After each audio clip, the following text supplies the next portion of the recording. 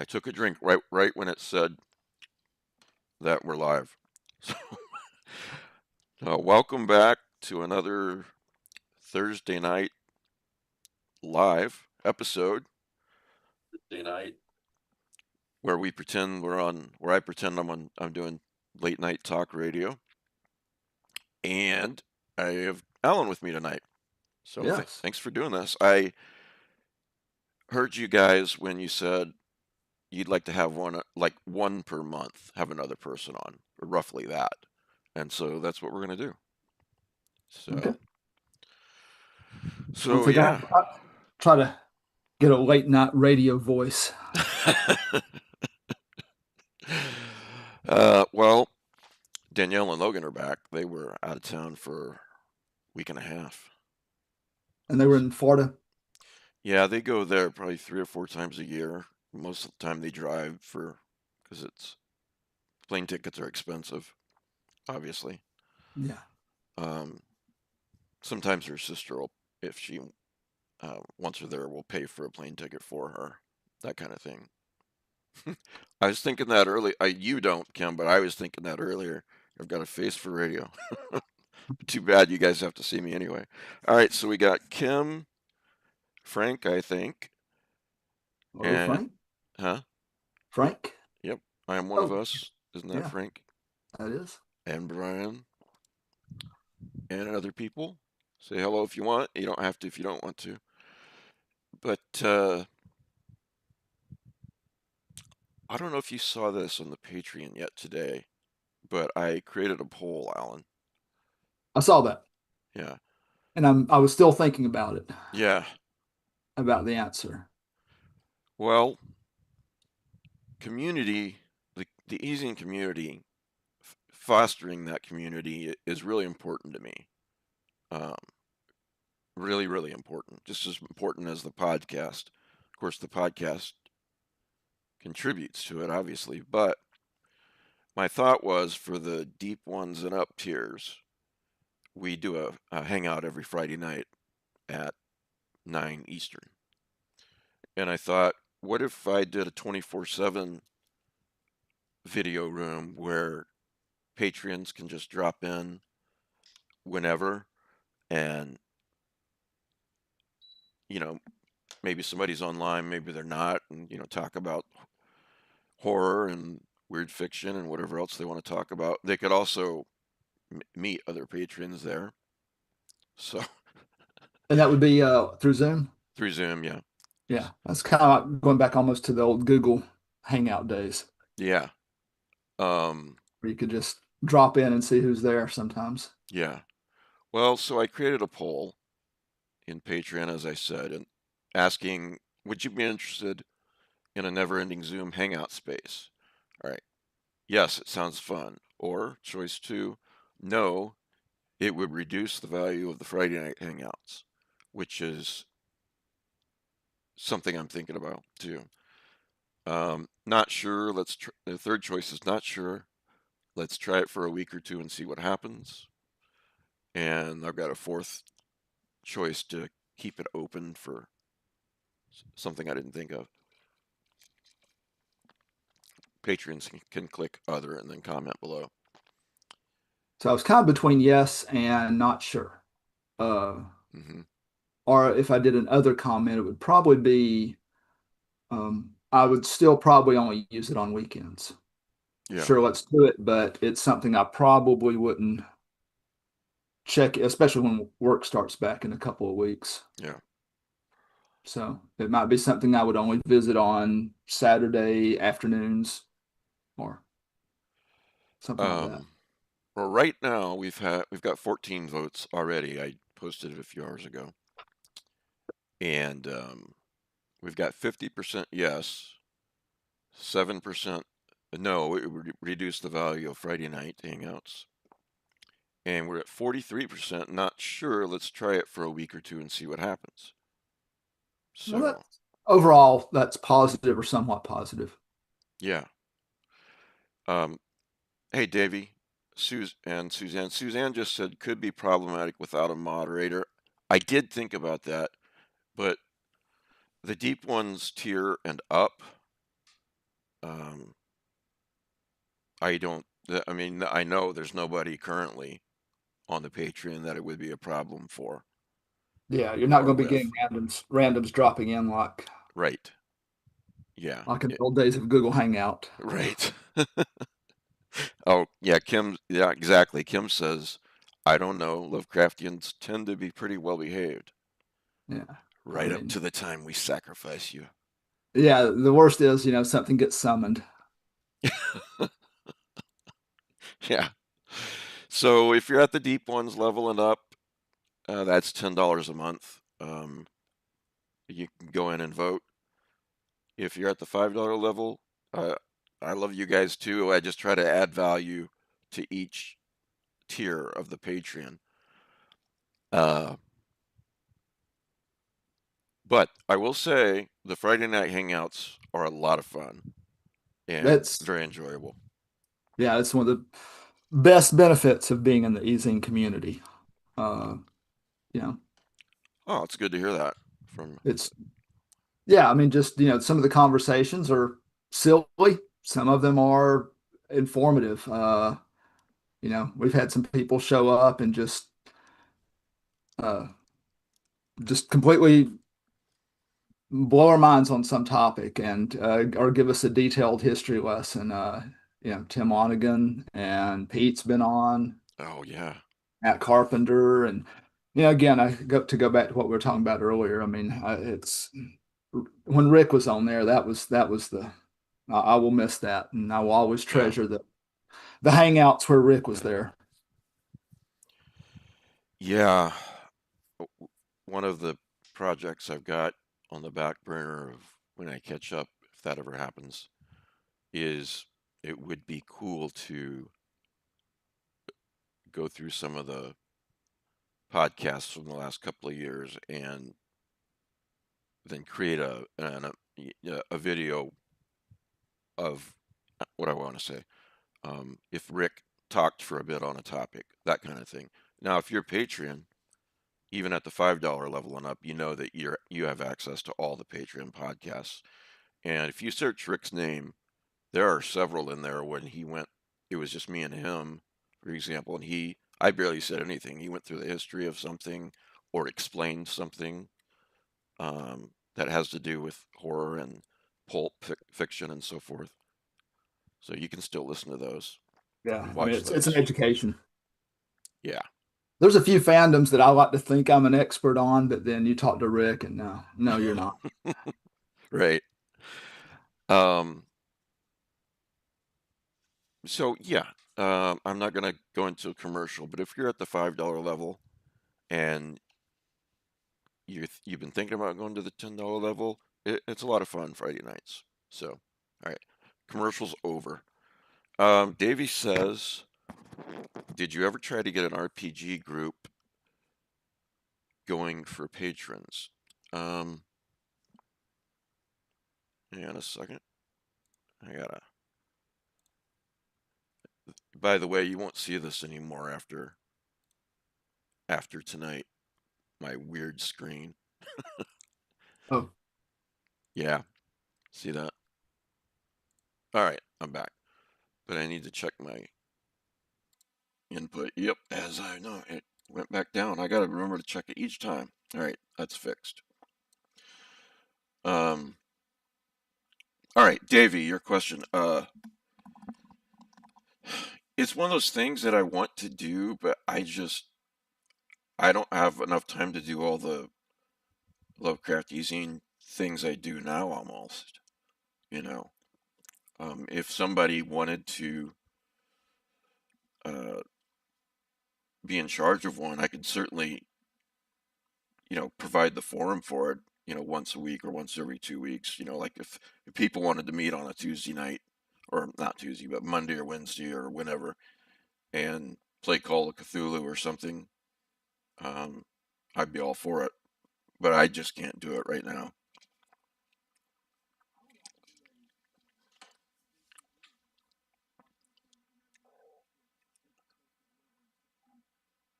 Oh yeah,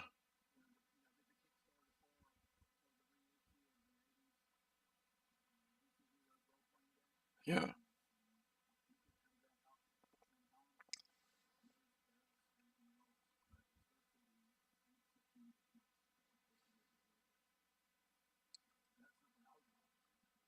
Okay. I would too. Huh?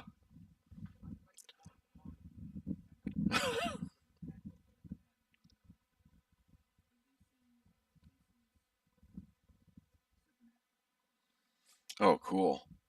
You know, James Gunn has said in interviews that he considered if he does a Clayface movie, it's a horror movie. Yeah. Someone they're saying they lost your audio. Yeah.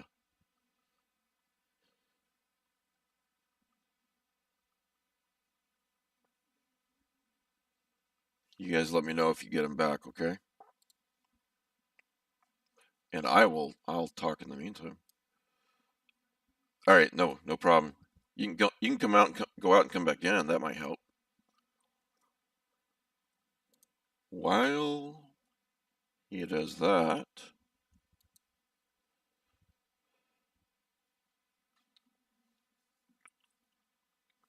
I'm going to,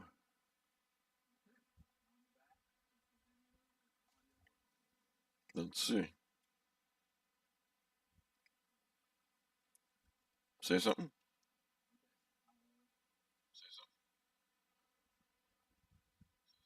Nope, nope, nope, no audio.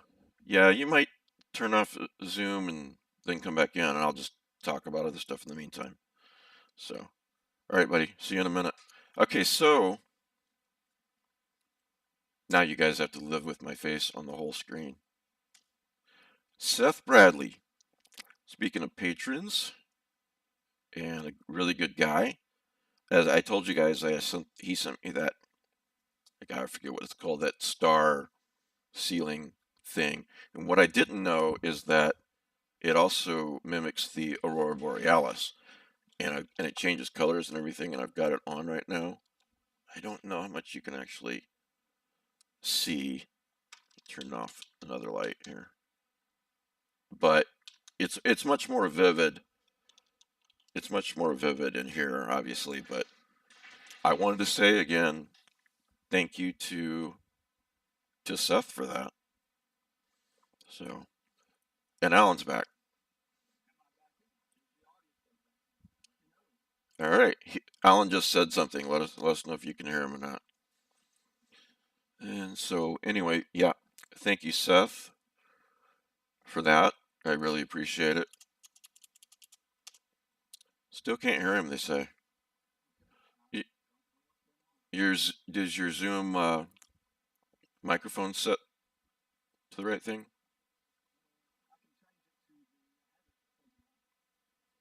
Yeah.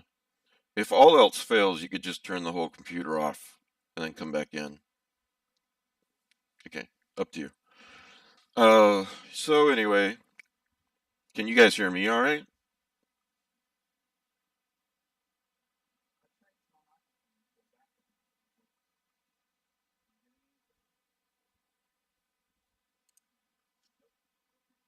Hmm. So,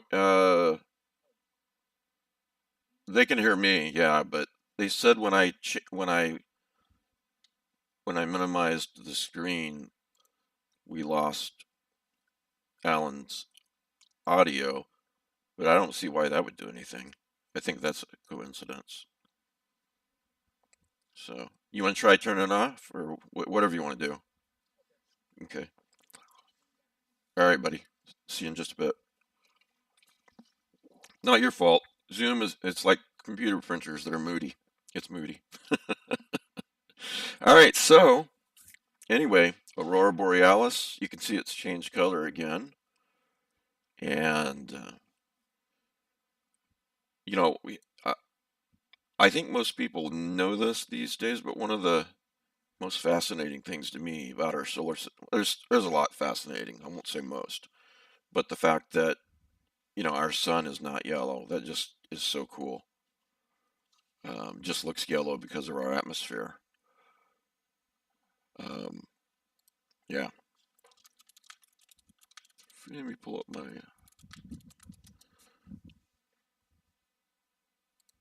yeah. All right. So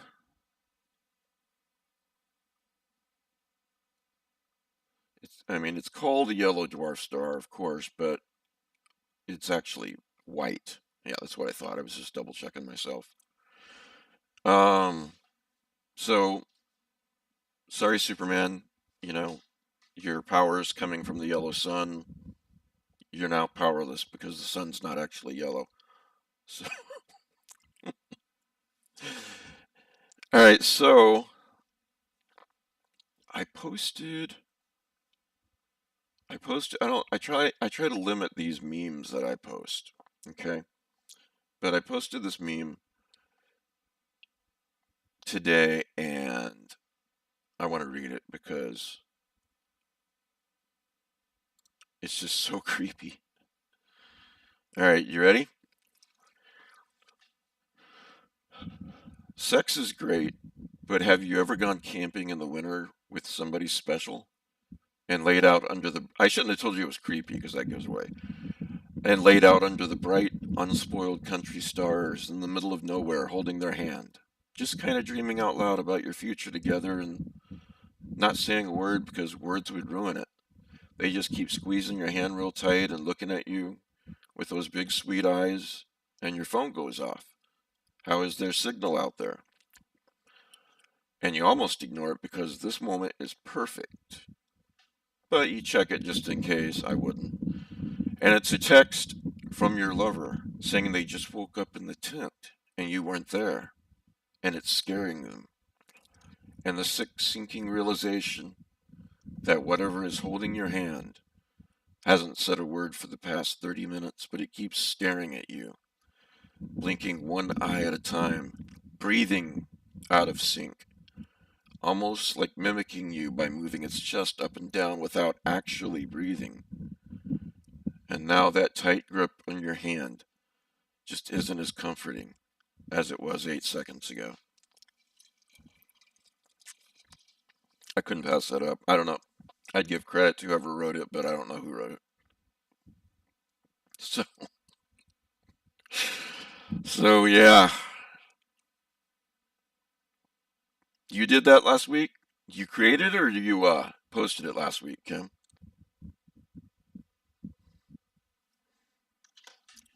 Oh,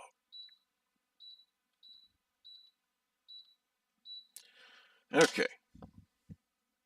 Next topic.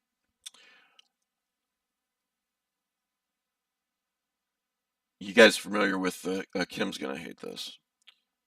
Oh, you're joking. Kim's gonna hate this, but our new dwarf planet, Kim, not not planet, dwarf planet. You know, like Pluto is a dwarf planet. That kind of dwarf planet is called Ammonite. So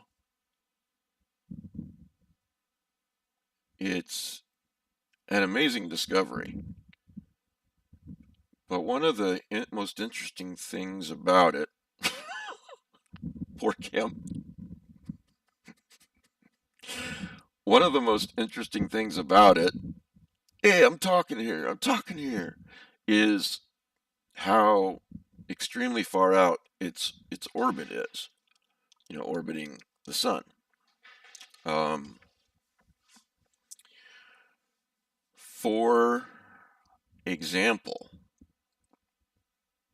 Pluto is, let's see here, 49 AU from the sun, and AU, I forget what it stands for, but AU is basically the distance from our planet to the sun. So it's just a shortcut astronomical distance. So, you know, so if something's 2 AU, it's astronomical units. Yes, thanks, Alan. So if something's 2 AU, then it's twice the distance uh, from the sun as we are. So with that in mind, Pluto is 49 AU. Diameter is 2,372 kilometers. Should have got this in feet, in miles, but that's okay. Um, Now, I'm going to talk about the other dwarf planets for a second.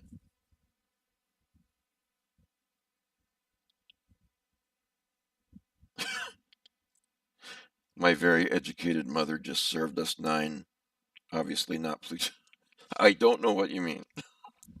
All right, so Pluto's 49 AU and Ammonite is 1600 AU.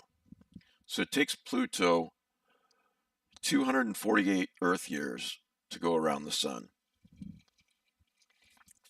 once. So the last time Pluto was in the position it is right now, orbital position, uh, I guess America was working its way into becoming a country, or the states, I should say, the colonies. But Ammonite takes 25,000 years to orbit the sun once. So it takes that long for 1 year on Ammonite. So that gives you an idea of how much more extreme its orbit is than Pluto, and Pluto is pretty extreme. Um, you see, I don't know, drawings or illustrations of the planets in the solar system, and they're all look somewhat close because they're on a piece of paper, but it's obviously not that way at all.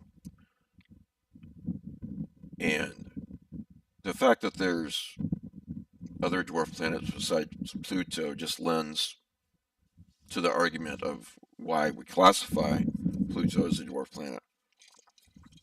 A lot of other reasons. All right, real quick.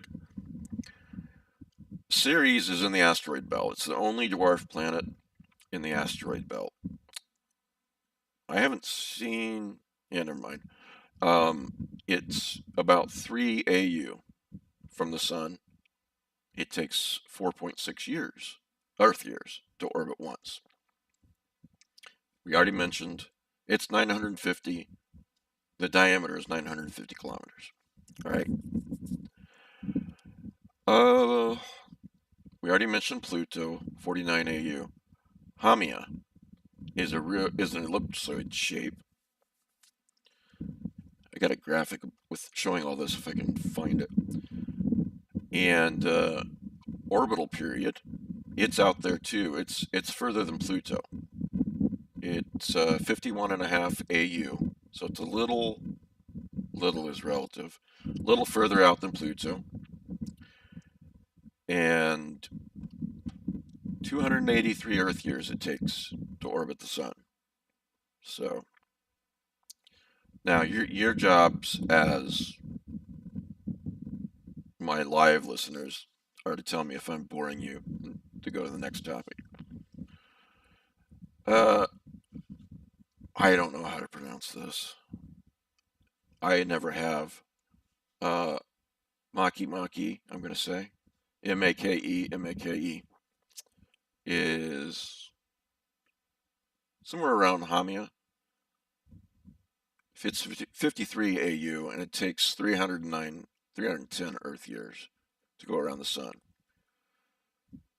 Then out there further, we've got Eris, ERIS, Sedna.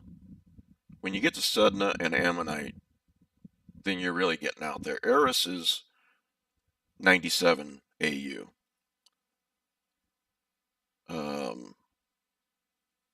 Sedna's 937 AU.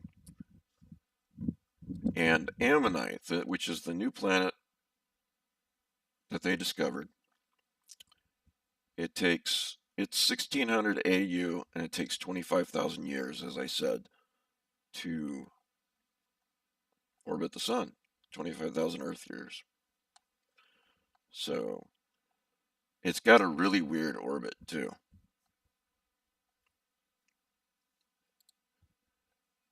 Next, from Sunday on, it looks like I'll be able to do things like share screen, where you guys aren't seeing a black screen. But yeah, what I'm looking at right now is It's a really weird orbit. Yeah. Anyway,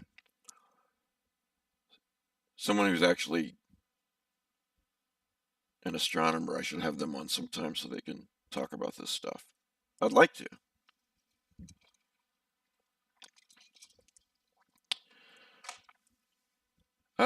All right, we talked about the 24/7 hangout thing. I want to talk for a minute. Alan's coming back shortly. We might talk about Superman if he can get back on. Um,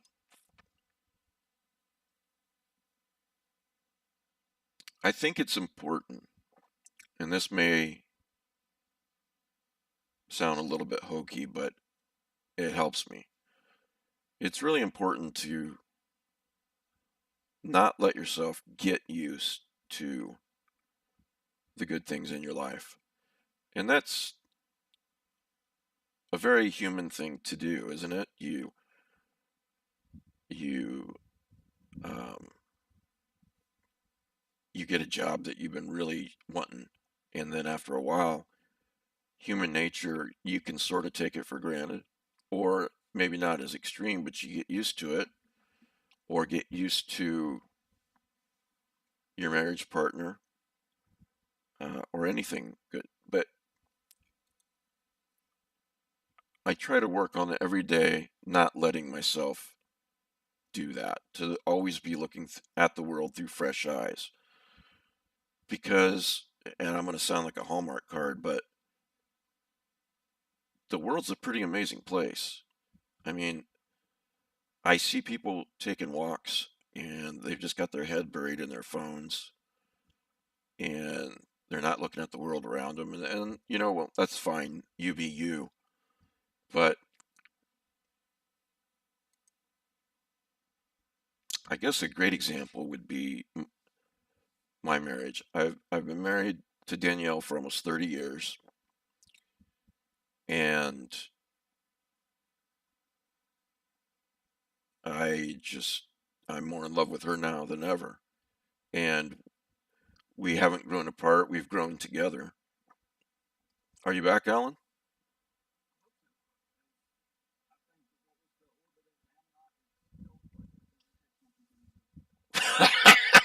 It takes 25,000 years to go around the sun. 25,000 earthly years. Oh, they say you're not back, man. I'm sorry.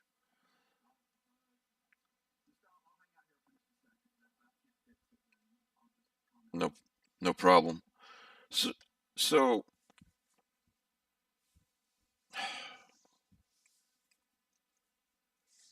talk about with depression. I talk about three things, kind of a three-pronged approach. Medications are important, the right medications. Exercise is important, even if it's just a walk. It helps. And there's a saying that depression hates sweat. And then the mental tools are really, really, really important. And I don't say all of this from a position of, aren't you guys lucky that you're benefiting from my great knowledge? It's more of, I had to search these things out and find ways to deal with my depression. And that's just one of my mental tools is, hey, hello. Well, he's okay. He's testing right now. So let you guys say something if you hear him. I have a feeling it has something to do with, yeah. Well, let's just you and me meet in between now and Sunday, and we'll figure it out for sure. So, all right, thanks, buddy. All right. Too bad Alan wanted to talk about Superman. Um, which we'll do that next time. Um, so yeah, mental tools. That's Kim says you got this, Alan. Then she says, "Dang." Um, something that helps me too and I'm not getting paid for this, and I'm certainly not. He did restart his computer, Chaz. I'm certainly not advocating that this is gonna that you should do this. You should do your own research. But I take meds for depression. Um, and then I discovered kratom maybe 3 or 4 years ago, and it it's really helped. It's one of the it's just another thing that helps. It's not a magic pill. But if you are dealing with depression, you might want to think about it. There are different what do I want to say, flavors of kratom.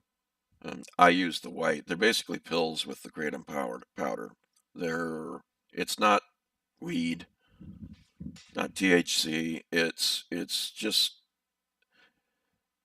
you will find the occasional pearl clutching online about kratom. I don't want my kids to take that. Well, you got your gun and your alcohol close. That's a bigger problem. But it's a big help. And I just wanted to mention it. Been helping me for several years, and I wanted to mention it to you guys because a lot of you guys are creatives and artists and um, writers. And when you're a creative person, depression sometimes seems to go hand in hand with it.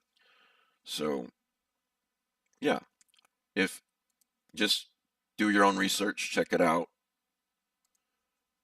I think it's legal almost everywhere in the United States, if not everywhere. So that's all I'm going to say about it because you should do some Googling for yourself. Watched a movie today called 2:22, as in it's 2 o'clock, 22 minutes after the hour, and it's about this guy. He's an air traffic controller, and he starts seeing these weird patterns, events repeating themselves every day for him at 2:22, and that kind of stuff really interests me. I didn't know where they were going to go with it. If it was going to be, it's a simulated reality. He's living in a simulation or something of that nature. The short version is it was really I think it's a really fun idea that didn't really go anywhere. And I didn't look at reviews or a trailer before I started watching it. It's on Hulu. Um, but I did look at the reviews afterwards to see is it just me? But everyone else seems to agree with me. But I'm trying to think of other movies that are like that are actually good movies. Um, and let me pull up my tab on that. Some suggestions, and I'm interested in you guys' suggestions too. Uh, I guess there's a movie called Pi, 1998. I know they can't hear you, but have you seen that one, Ellen? You're muted now anyway, so. But if I've seen it, if I've seen it, I don't remember. And it looks like exactly like my kind of thing. Uh, Pi follows a brilliant but troubled mathematician. Chaz, sounds like you like it, Brian. I guess I'm the last to know. Pi follows a brilliant but troubled mathematician obsessed with finding the underlying mathematical patterns governing reality. As he delves deeper, he starts to see connections everywhere in nature, religion, and the stock market, blurred by paranoia and obsession. So you bet your ass I'm going to watch that. Oh, cool. Suzanne says it's a very stressful movie. Why is it? I don't know if you can tell me why it's stressful without. spoilers, Suzanne.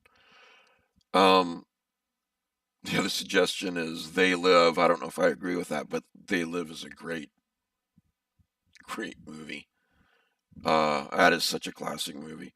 I think John Carpenter got a star on Hollywood. Where they, I don't even know where they put stars. I don't pay attention to that stuff. You know, actor stars and so forth. And there was a meme going around that when you looked at it, you see his name, but when you put the glasses on from They Live, you see Obey. So that's pretty funny. That mentions The Truman Show. Good movie, but I don't know if it's not a simulation. And it doesn't have to be a simulation. Um, One of my favorites, Donnie Darko. Yeah, that is a great movie. In the Mouth of Madness, you guys are familiar, but an investigator watches reality break down as he starts perceiving terrifying patterns connecting fiction and the real world, suggesting something monstrous lurking behind human perception. I don't know about you, but that sounds like one of those Lovecraftian things. Uh, In the Mouth of Madness, the book is finally coming out. I'm going to have the publisher by Sutter Kane. So I'm going to have the publisher on when it comes out in October. He couldn't make a Sunday, so I'm going to do it on a weekday. That's what I want to know. Yeah, I need to have another email conversation with him. I want to know who the writer really is, unless it really is Sutter Kane, in which case I'm Sam Neill at the end of the movie and reality's breaking down. But I've read the first few chapters and I'm really enjoying it. I don't know who it was on the panel that pointed out that after all this time, if the book didn't, the book has a lot to live up to, I guess is the point. And if it didn't, that would be very disappointing. Um, Suzanne says, I assume she's talking about Pi. The main character is crazy to find the name of God. Very intense.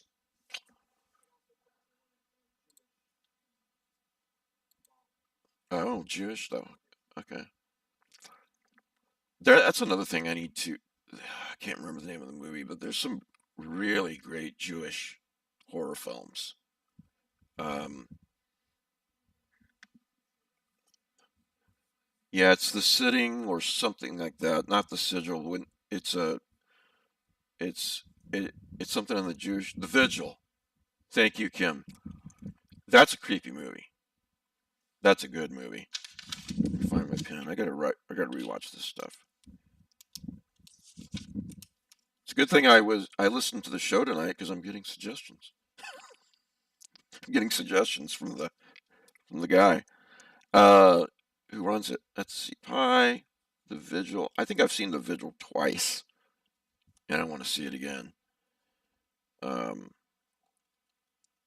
but it does remind me to look up Jewish horror movies. Now there is a book, an anthology called I think it's just called The Jewish Book of Horror. I could be wrong, but I think we had the editor on a while back. He certainly sent me the book, and I promoted it somewhat. So, The Babadook is a Jewish horror tale. I didn't know that. Is The Keep Jewish horror? I Yeah, I mean you could make an argument for it, but everyone seems to like The Babadook. I was kind of let down by it. I didn't think it was that great. It's been a few years, but I remember thinking that Jesus, she's a terrible mother. Frequency, that's a fun movie. This is not. This is they're getting off topic with these suggestions, but um, it's set in 1999 and 1969. So this guy, he has a Shit, what do they call those things? One second.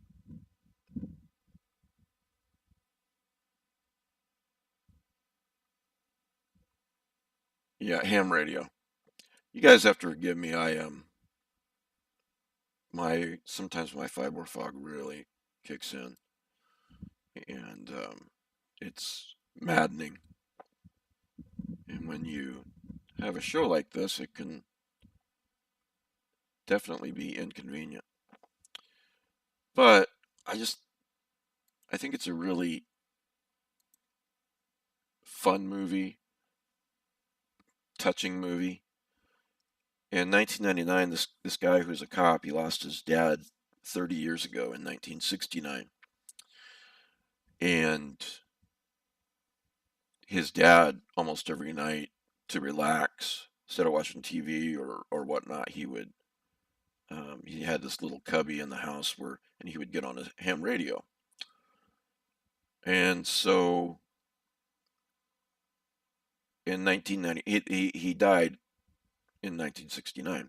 He was a firefighter and he died in a fire. And the cop is pretty depressed in 1999 and lives in the same house that he grew up in with his parents.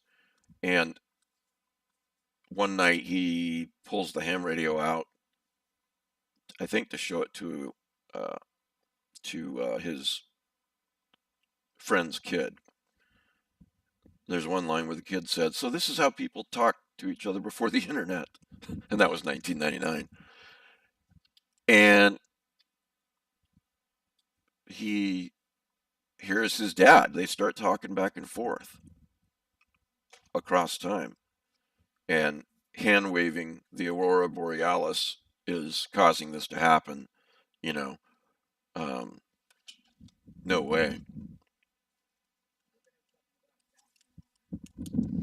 Oh yeah, bouncing off the signal.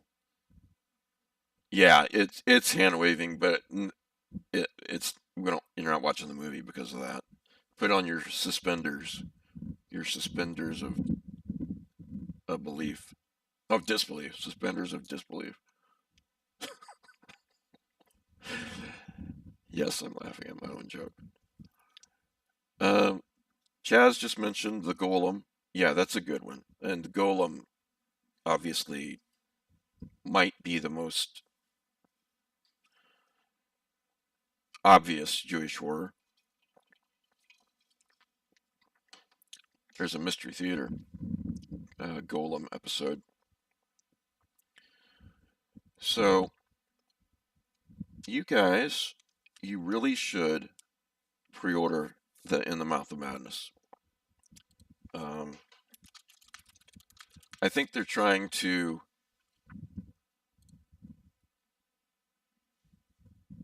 preserve the illusion, obviously. And it comes out in October. I know it comes out in October, but I'm on Amazon and I can't see it. Oh, Wednesday, October the 1st. Okay. I hope you don't see a tail, Kim, because. Oh, you mean Alan's. Um, the story follows John Trent, an insurance investigator assigned to find Sutter Kane after his sudden disappearance. What begins as a simple missing person. Aw, so cute. The simple missing person case soon spirals into a nightmare. Trent learns that Kane's fiction doesn't just reflect reality, it may shape it. So, yeah, pick that up.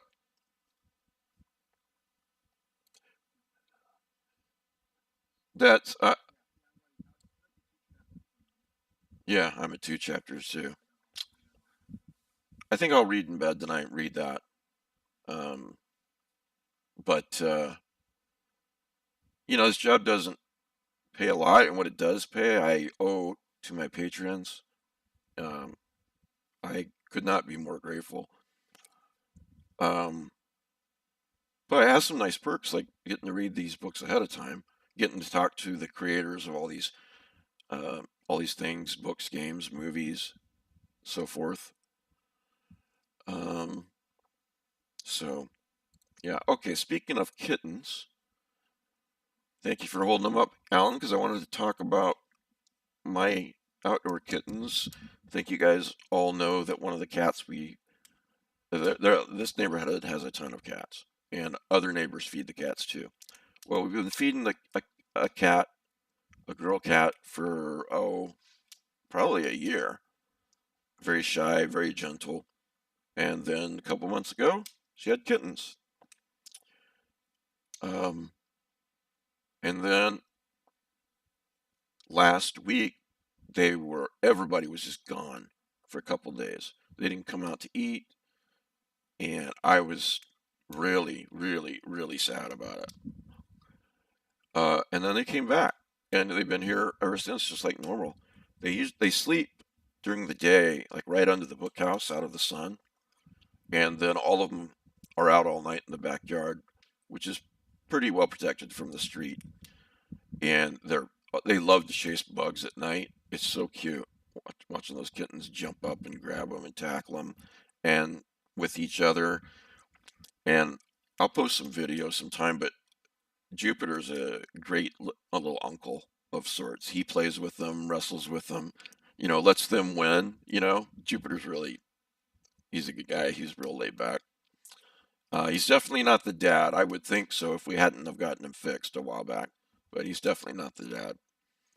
But good news and bad news. The good news is when I say they came back, four came back. Uh, the fifth, the fifth kitten is still missing. I hope that he's missing because he got a little lost and someone picked him up and said, "Oh, cute kitten, we need to take care of him." I really hope that's the case. That's what Danielle's saying is probably happened. I just hate the thought of him maybe being somewhere scared and alone and hungry and maybe hurt. I mean, I know I'm a yeah, we did talk about cats. I know I'm a as Danielle says, I know I'm a softie, but I just hope he's okay. I am very happy that the other four are okay. Um, I think I know who the dad is. He hangs around them, and the kittens love up on him. He's a bit of a gimp, but he doesn't seem to be in pain. Um, so yeah, Kim, you're right. They're protecting the property from the evil little bugs. Jupiter's out there every night protecting the backyard for keeping it safe for democracy, and I like that. Kim says, when it comes to kittens, anyone who isn't a softie deserves the side eye. Alan, maybe we'll try this again in a week or two, but um, yeah, that's fine. But before you go, I just want to say to you and everybody, I'm using Restream. This is the last time I'm going to be using OBS.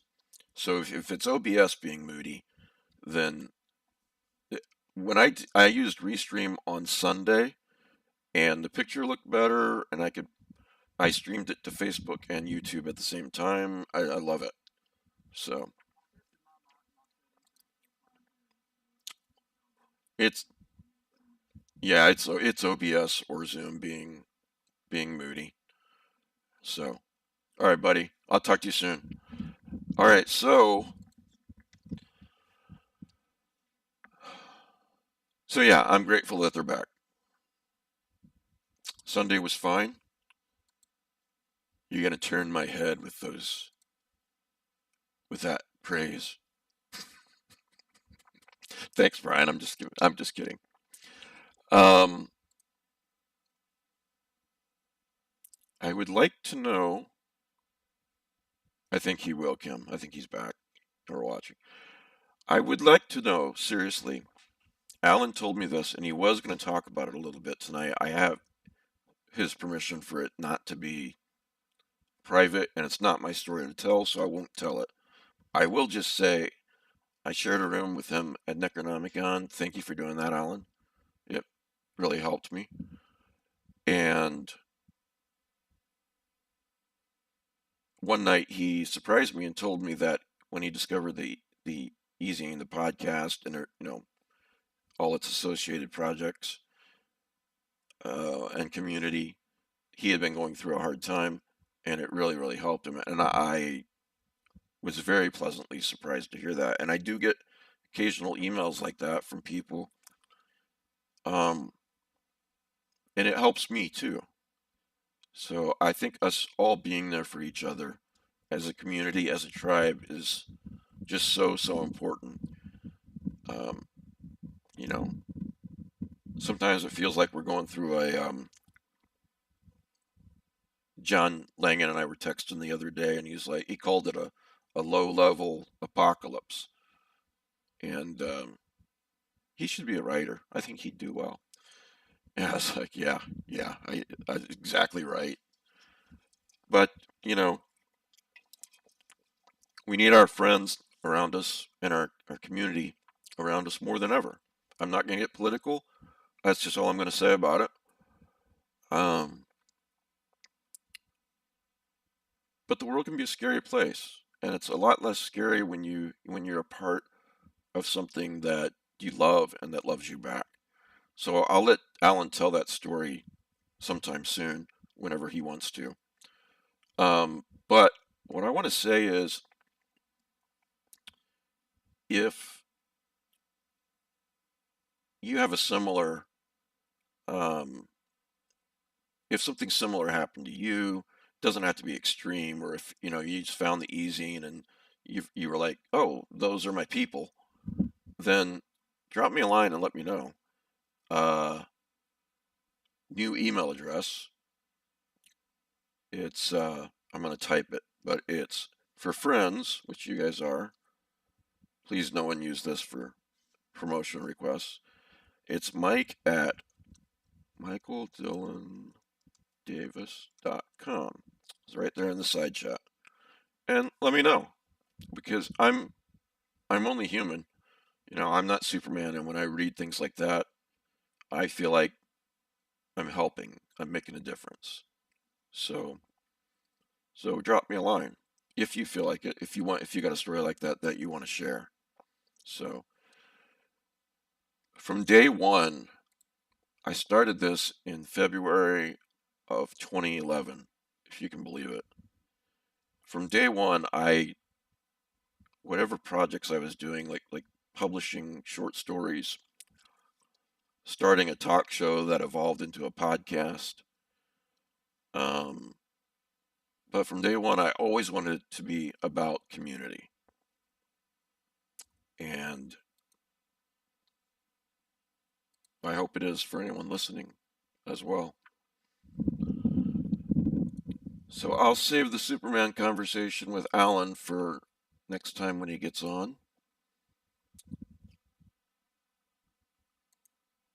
And I think that's all I got for tonight. As I said, if you'll the sorry, I can't multitask. The In the Mouth of Madness by Sutter Kane. Alan and I are both enjoying it so far. I'm going to read more of it tonight so I can give a more informed recommendation. So check that out. I just saw on Kindle Unlimited the it looks like a lot of the Kurt Wallander series is on Kindle Unlimited for you Kindle people. Also, you need to pre-order John's book, John's upcoming book. It's a collection. Lost in the Dark is the name of the collection, and Lost in the Dark by John Langan. if you pre-order anything, pre-order that because it's very encouraging. Pre-orders are very, very, very encouraging to the authors, to the publishers. It really helps. Something I'm sure you guys are familiar with called Nordic Noir is something that I really like. Um, Wallander fits it in there, obviously, and I'm trying to read more and more of it. So I like the Wallander series, TV series. So I got the first mystery called Faceless Killers on Kindle Unlimited, and I'm going to start that sometime in the next few days too. Been rereading a couple of Sherlock Holmes stories. The Adventure of the Second Stain, I love, and man, Jeremy Brett, that's a great episode in the Jeremy Brett series. But I'm not going to get into that story. There's a coincidence that happens in that story that Sherlock Holmes says the odds are enormously against it being a coincidence, and it turns out to be a coincidence. So, one more thing: the raise your hand or comment if you've read this. A book called The Raw Shark Texts. When I was looking up novels that might have a somewhat similar idea to the movie 222, that came up. So I downloaded the sample on Kindle. So, but none of us are rich, but if you order something in the next couple days, pre-order John's book. Please, first of all, he's an amazing writer. As much shit as I give him, a, he's amazing. Um, so, yep. Lost in the Dark, John Langan. Oh, you've been watching Night Stalker? What's your favorite Night Stalker, Chaz? Oh, we gotta have a Night Stalker episode. Let me go back up. Alan says the podcast was great company when I was having to spend a lot of time on the road dealing with the family emergency. I'll be glad to talk more about it. Um, I appreciate that, Alan. I really want you to because there will be people out there listening that, it just helps to know that if you're feeling sad or depressed or you've gone through something like that, that sometimes it helps just to know that you're not alone, that other people are going through it, solidarity. Um, Night Stalker. What's your favorite episode? You read, Alan says he reread the Sherlock Holmes Case of Identity this week. The Energy Drainer, yeah, that's a great one. I like, I better Google the titles, episode titles. My favorites are, I like them all, and I like the movies. But my favorites are Horror in the Heights, and they have been, they are, they will be. Um, those are my favorites.